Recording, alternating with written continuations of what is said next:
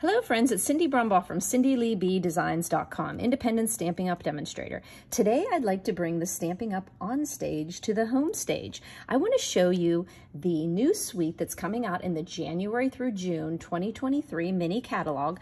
I was privileged and honored and humbled to be able to go in front of my fellow demonstrators and showcase this suite. It's called the Rain or Shine suite, and as I said, it's not available till January of 2023, but if you sign up as a demonstrator in December, you'll be able to pick up anything in this suite. So I'm going to show you here the Playing in the Rain stamp set. Turtle, fox, and a bunny with cute sentiments. Rainy days are better with you. Oh, happy day. Some clouds, raindrops, and flowers, and a little puddle there. Umbrella as well. Now this comes with coordinating dies that cut out the stamped images, but also some extraneous dies.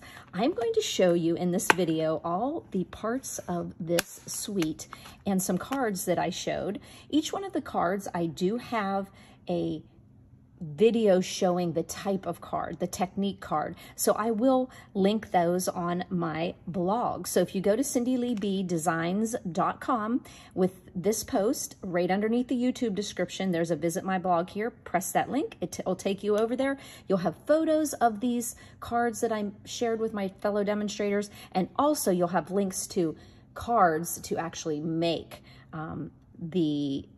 Just change up the papers and the colors. So here we go. We've got the stamp set and we've got a fantastic embossing folder. It's the Raindrops embossing folder, and you can see those deep embossed raindrops there. And it also comes with these fun loose daisy embellishments. Now these are small and there's a lot of them, but you're going to see on the cards that I'm going to show you, they really pack a punch. They're soft. They're flexible. They hold their shape, but they're flexible enough, I think, that it's going to cause no problems because they're flat to mail them. And they're the same on both sides. It's like the polymer clay that you rolled up and sliced down, and you've got those in mango and daffodil and white and shaded spruce. So cute. So let me show you the cards that I shared. So the first one, the paper. The paper is amazing. I'm going to be showing you this paper with some other cards. So let's just tuck it away for just a second. I just want to show you that I went back a little bit to basics and I just pulled out my Memento Black. No, my StazOn. I pulled out my StazOn ink pad and I stamped my images, and then I just came back with my watercolor pencils and my blender pen. And on this one, you can see I just stamped that turtle, and then I did a loose coloring in of my turtle. And let me see, let's give him I think this is mossy, old olive. So I'm just going to get a little bit of the watercolor pencil in there. And remember, using those pencils and your blender pens, you can just go right back in and pull that color. Just keep pulling it. And the solution that's in those blender pens, that seems to never run out. I've had my blender pens for a long time. But you can just pull the color and get like a real neat watercoloring. And so I showed a set of note cards. You can see it kind of makes you feel like an artist. Not kind of, it makes you feel like one. I did a cute one with the turtle and with the fox and one with the bunny. And I did stamp these raindrops on here with the bunny. So those were a cute little set of note cards that we showed. And then I want to show you one of the pieces of this designer series paper. Now this designer series paper is a specialty paper. It's got glossy accents on it. And of course you can imagine these images, notice they match because you can die cut those little babies there. Look at that. All these fun die cuts here. I'll get that fox. So all these little fun die cuts, and I did suggest to my friends that I would die cut all of these because if you accidentally pick up this pretty pink piece and start using it, you've kind of nullified the use of using this. So don't do that. That's one of my tips there.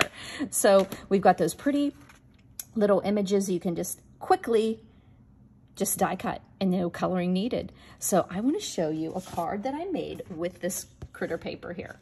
So I pulled out this paper and I pulled out a really fun umbrella. This is so cute. There's a die that cuts out this little umbrella, but this all has glossy accents on it. It's got gloss over the umbrellas and also the black there. And then I use this really cute raindrop paper as well. I'm not sure if you can see. See, this is where I really enjoyed having a cameraman when I was on stage. He kind of did all the work for me. But you've got these little glossy accents that I made this fun fold out of. So you've got 1, 2, 3 great papers that I've already used, and I've only made this card. Look at that. These I just colored in with my blends using Memento Black. And then you'll notice also that there's these cute little flowers that are interspersed on this paper. So what I did with those is I just used a die and cut out around them and made cute little note cards. Look at those 3x3 note cards. I used the Charming Sentiments bundle with the dies that cut out those words, and I just made 3 of those real quick because I was not going to cut all of these images out and then miss this. And also I did do a couple things, and I cut out even the ones that are cut off so that I can use them for future work too. So there we go, 3 of the really great papers, but don't forget, you do have beautiful patterns on this side if you need to use them, but definitely don't use them on this one. So there is one. And the next card I want to show you is a really fun paper also. It's accented with, let me see if I can show. You can all see the gloss when I move my light here. You can see that embossing on there.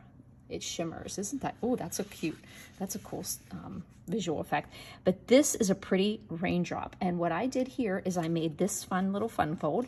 I just took a 4 by 5 1/4 piece of the raindrops and I just cut it in half diagonally. And then I used our designer tags dies and I made a tag using the gingham, black and white gingham check. And then I did stamping of this actual image here. So I stamped this image, but the die cuts out the bunny. So what I did on this one is I just stamped the whole image with the puddle. Then I only die cut the bunny since that's what it does, and I popped him up off there. You've got a fun fold there using this raindrop paper. But not only did I make this with the raindrop paper, remember I showed you this fun embossing folder? Well, what I did for a card with using this is I used this embossing folder. Now, when you go to use this, you'll notice you're gonna have to put the orientation this way because the raindrops are falling down. It's like our merriest moments that you have to look at the music notes and make sure they're going the right way. So this one, you're going to put your card in from the top, but always run it through with your binding first into your Stampin' Cut and Emboss machine to maintain the integrity of this. So what I did on this card is I embossed the cardstock and got a great textural effect there, but then I opened it up and let's see, let's do the magic of my light. I also embossed the shimmery glossy paper with the embossing folder. Is that a cool effect or what? So that was fun. Also used the Charming Sentiments bundle there. So die cuts the really cute little words there. And I just put the congratulations in there, added some purple with my flowers because I used purple out here to pop the color on. And I colored him in with my blends. And look how professional that looks. Woohoo! So that was another one with this paper. Then then I moved on to show them a fun hack. Now, we all see these beautiful papers, these 12 by 12 landscape papers when we get in there and we ooh and ah over them. And then we say, what are we gonna do with this big 12 by 12? Well, I wanna show you a little paper cutting hack that I did because I saw on this paper that I wanted to have the clouds and the flowers in it. So this is essentially the part that I wanted right through the middle here. But then I could use the clouds on some cards, I could use the flowers on some cards, but I wanted to be able to have more use out of this paper. So what I did is I'm going to bring it over here. It was also easier on stage because somebody was filming just what needed to be done, and I had more space than my craft desk. So what I'm going to do is show you how I took this 12 by 12, I cut it into 9 4x4s that are all usable. So here we go. Here's the little template we're going to use. Now I'm going to turn it this way so you can see it. Here, it'll fit into the camera. So what I did is I first took this 12 by 12 and I did a 4 by 12 cut. So I put my clouds at the top, and then I just put it at 4, and I cut down that paper to 4 by 12. And then I took the clouds and put them on the left side of my trimmer, and I went to 4. No, I didn't. Oh, I almost messed that up. Oh, Cindy. That defeats the purpose. That just goes to show, if I had cut it at 4, I would have just had clouds. And I could have put something, I could have used those clouds, but I really wanted to have the clouds and the flowers. So let's pretend that was purposeful. So what we're doing is putting in, and we're cutting to 2 1/8. So 2 1/8. And I do wish I could be showing you everything I'm doing here, but it just works better for me.